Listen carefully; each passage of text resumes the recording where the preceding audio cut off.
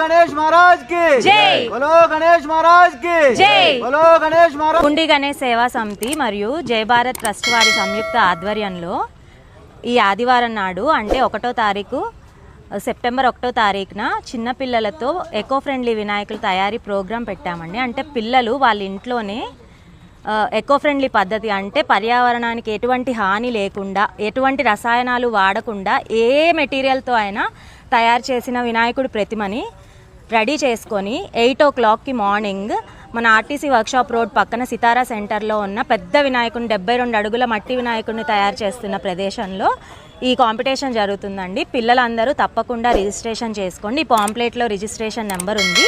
Registration చేసుకొని అందరూ తప్పకుండా హాజరవ్వండి.